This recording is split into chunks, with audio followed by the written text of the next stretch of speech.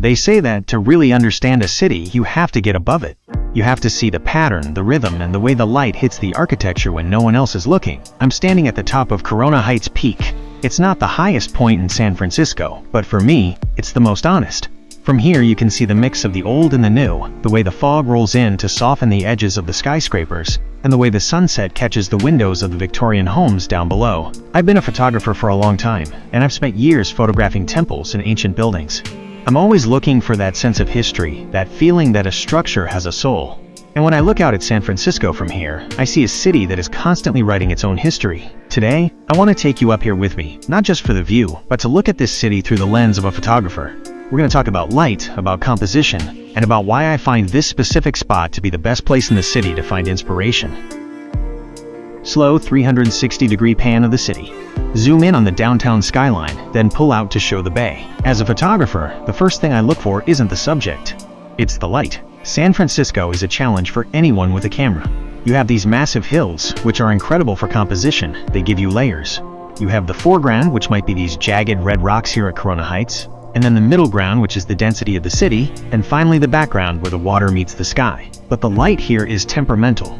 In the morning, you get that soft, diffused glow that makes the old buildings look timeless. By the afternoon, the sun is harsh, reflecting off the glass of the financial district. I've spent a lot of my career photographing temples, places that are meant to be still and eternal. San Francisco is the opposite. It's fluid. It's always changing. When I frame a shot from up here, I'm not just trying to capture a building. I'm trying to capture the energy of the city. Pause for 5 seconds to show B-roll of the city skyline changing in the light. If you are a photographer, you know the frustration of a flat image. But look at this geography. The hills force the city to grow vertically, which creates shadows. And in photography, shadows are your best friend. They give the image depth. They tell you where the sun is coming from and what time of day it is. Up here, I can watch the shadows crawl across the city streets below me like a slow-moving tide.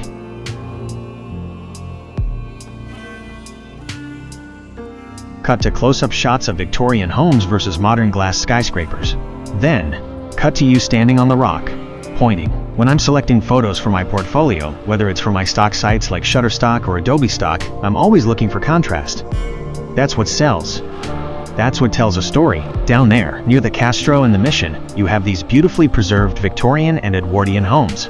They are intricate, detailed, and human scale. They have history. They have character. And then, just a few miles away, you have the massive steel and glass towers of the financial center. For me, that is the essence of San Francisco. It's a city that hasn't decided if it wants to be a quiet historical harbor or a futuristic tech hub. It's both. Pause for 5 seconds of city landscape B-roll. When I'm filming for my YouTube channel or my Facebook page, I try to show that contrast. I look for the frame that contains both. I want to show the viewer that San Francisco isn't just one thing. It's a mosaic. I often get asked why I focus so much on the architecture in my work. It's because architecture is the memory of a city. Whether it's an ancient temple or a modern apartment block, the way we build says everything about who we are. Standing here, I feel like I'm looking at a living timeline of human ambition.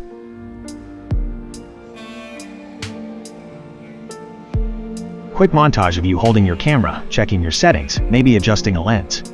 Close-ups of the camera screen. A lot of you ask me about the process behind my work.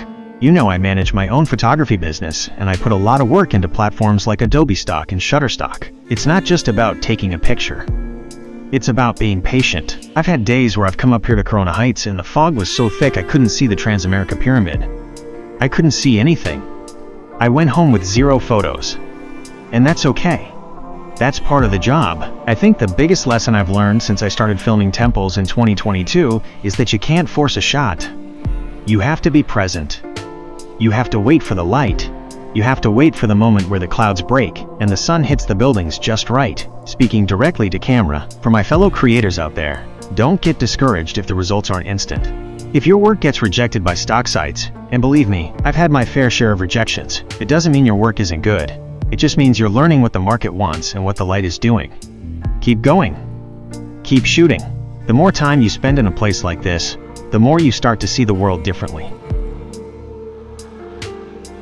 Why I keep returning. Visual. A cinematic shot of the sun starting to set. The colors change to orange and purple. The wind is slightly visible in the trees. The sun is starting to get low now, and this is my favorite time to be at the peak. The city lights are gonna start flickering on soon. I keep coming back to this spot because it grounds me. San Francisco is a fast-paced city. It's loud, it's busy, and sometimes it can feel overwhelming. But up here, the wind clears your head.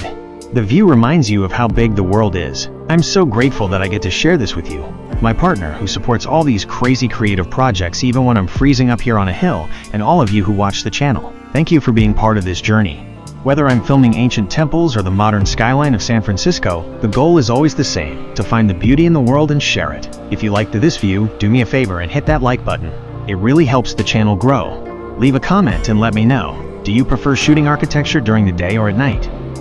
I'd love to hear your thoughts. I'll see you in the next video. Stay creative, visual.